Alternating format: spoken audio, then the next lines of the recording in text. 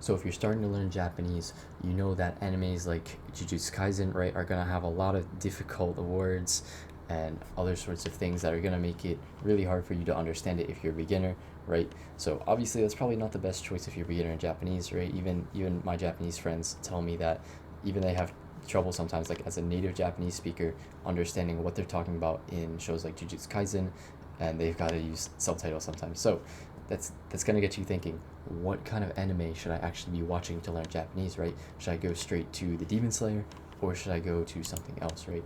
So here's what you don't want, right? You don't want content that is not comprehensible to you, right? So a lot of people are going to tell you to watch kids shows, and those are really good, right? So that's comprehensible input. That could be something that you want to watch. But for me personally, and this might be you as well, I just can't sit through that, right? I tried to watch Pocoyo in Japanese once.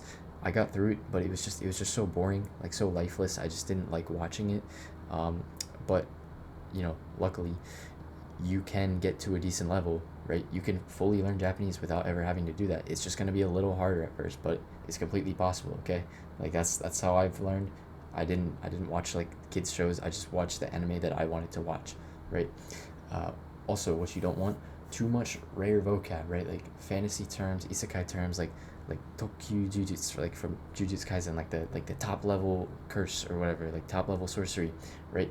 You don't want too much of that rare vocab. It's just not gonna make sense. Like it's not stuff you're gonna use. It's not stuff you're gonna hear in a conversation, right? The isekai terms and all that stuff. And then another thing that you're not going to want is too much filler. And I don't mean like a Naruto filler episode, right? Those can actually be really good just for the story, right? Because as long as it's Japanese, right? As long as it's input, it's good, right? It doesn't matter if it's a filler episode of a show, right? As long as it's content, like, it's good. So, but what I mean by too much filler is just like shows that have a lot of fight scenes where there's like not really dialogue. Like there could be a 5 minute segment where two characters are just fighting, and the only words they're saying are like shine, right? Like it's not gonna it's not gonna help you that much. So that's what you don't want. But what should you actually look for when you're searching for an anime to watch, right? So I don't have this on the list, but if you've already seen it before in English and you know the gist of it, that might be one of your top options to watch, especially if it's something that you really liked. But other than that, you probably, I'm guessing if you're watching this, you only know maybe around 100 to 500 ish words, right?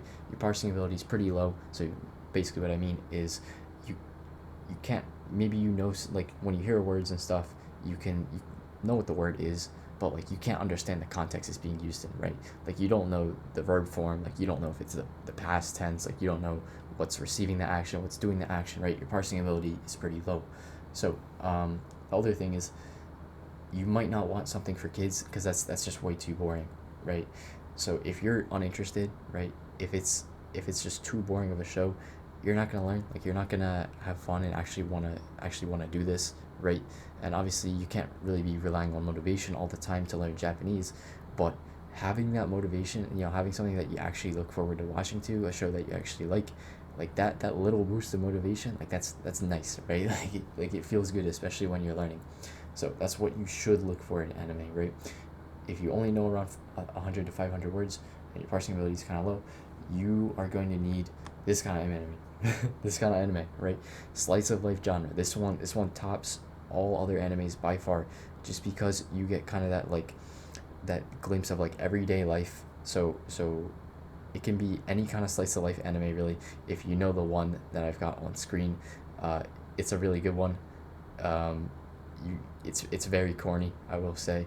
The story is pretty goofy, but the language that you can learn from this show, like the input that right, the comprehensible input, it's actually amazing what it will do for your Japanese, right? Especially if you're a beginner. So slice of life is just gonna be so good because it doesn't have, how people will tell you that like anime Japanese is different from real life Japanese, right? And it is, but you're going to find a bit less of that if you watch slice of life anime, right? Because obviously, what people are yapping about in like Naruto, right? It's gonna be, people don't really talk like that, but slice of life, it's supposed to be more like real life. Obviously, that's why it's slice of life. But if you're not into that, right, you could try it, see if you like it, get your foundation down. The good thing about slice of life is that it's it's just like there's so many different kind of things in slice of life that it's not like you've got to be into like a romance anime or something, right? You can kind of watch whatever you like as long as it's interesting to you, obviously, right? And then eventually, if you're really into like isekai, that kind of domain, right? You'll eventually transition to it. Don't worry. Like, it's gonna suck at first with the whole kind of not understanding anything phase, but eventually you'll transition to isekai and it'll all be worth it in the end. I promise you.